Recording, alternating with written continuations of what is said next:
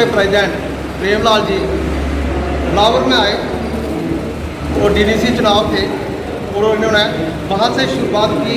हमारे पास सिर्फ 4 मेंबर थे जब हमने शुरुआत की डिस्ट्रिक्ट से, तो ये 4 मेंबर से शुरू हुआ काम। ये प्रेसिडेंट थे हमारे मस्की साहब इकबाल मस्की, वाइस प्रेसिडेंट हमारे बड़े भाई में वो गवर्नमेंट हॉस्पिटल के बाहर धरना दे रहे हैं। पहले तो उनका इस्तेमाल किया, उनको ये आश्वासन दिया कि आप सरकार की मदद करो इस महामारी में, तो हम आपको पक्के कर देंगे, पक्की नौकरियां दे देंगे, लेकिन वो भी वादे निकले। आज वो भी प्रोटेस्ट कर रहे हैं। आप कोई भी मुद्दा ले लो, अगर मुद्दा गिनाने पे आऊँ तो मुझे लगता है रात हो जाएगी। आप डेली वेजर्स के मुद्दे ले लो, 60 से 65 हज़ार डेली वेजर्स हैं टोटल। उनके साथ क्या हो रहा है? जिनकी तनख्वाहें 1-1 लाख हैं, 1.5 लाख हैं, उनको पक्की नौकरियां दे देते हैं, प्रमोशन भी दे देते हैं।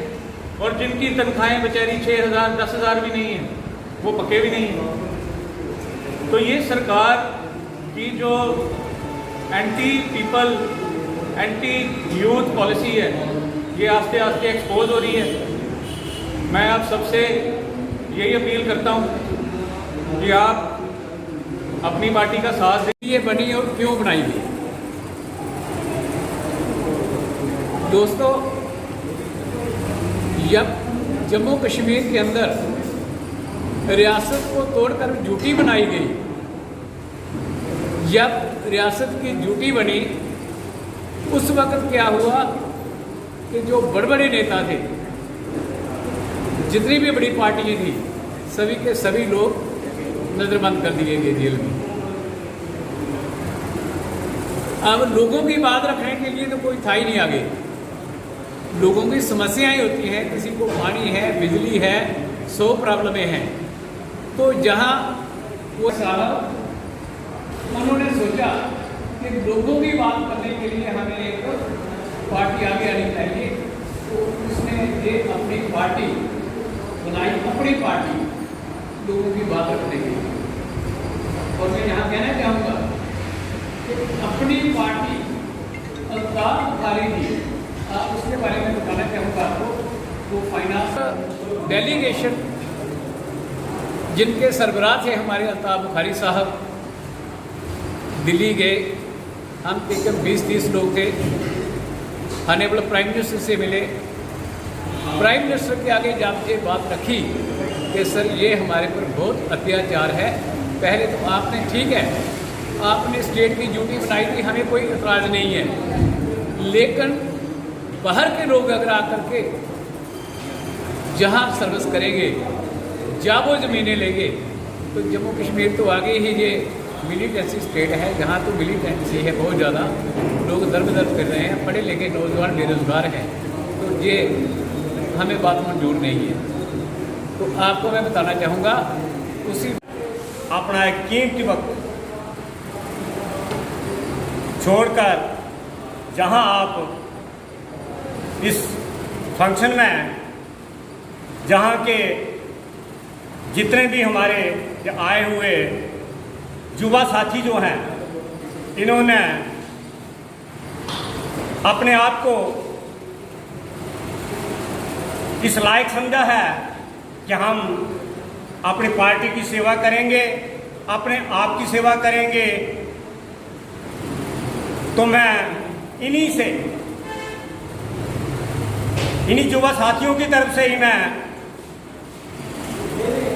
कुछ चंद कहना चाहता हूँ कि हमारी जो अपनी पार्टी जो है अल्ताफ बुखारी जी की क़यादत में जहाँ से बनी है और जो लोगों की सेवा के लिए बनी है और ख़ासकर युवाओं के लिए बनी। सर बताएंगे आज के कार्यक्रम के बारे में?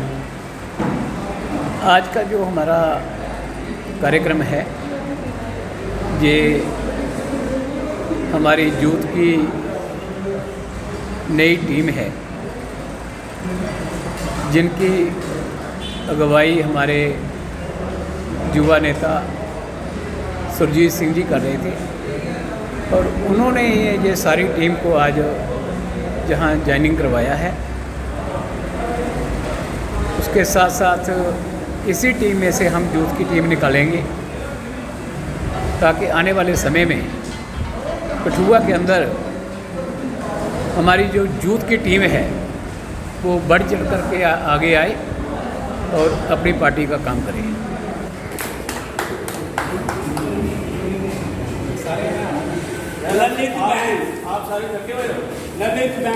कठुए से यूथ ने अपनी पार्टी का दामन थामा है।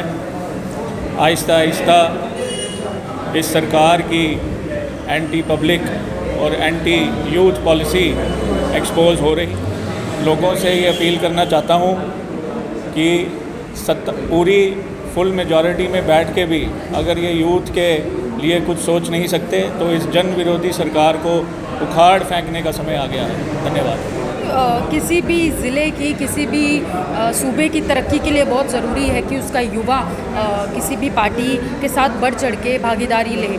और हम चाहते हैं कि हमारा उद्देश्य भी यही है कि हम कठुआ के यूथ को ज़्यादा से ज़्यादा जागरूक करें और उनको अपने साथ जोड़ें, क्योंकि आने वाला समय जो है वो हमारे युवाओं का है। और बहुत ज़रूरी है कि हमारी आने वाली जनरेशन जो है उसके लिए हम कुछ छोड़ के जाएं। तो राजनीति आज के लिए नहीं होती है, राजनीति आने वाले कल के लिए होती है। इसलिए मुझे बहुत खुशी है कि आज कठुआ के काफ़ी सारी यूथ ने जम्मू कश्मीर अपनी पार्टी का दामन थामा है, जिसमें हमारे कठुआ ज़िला इकाई के अध्यक्ष श्री प्रेम लाल जी एक्स MLA मौजूद रहे। अन्य हमारे पार्टी के ज़िला इकाई के जो नेता हैं वो मौजूद रहे।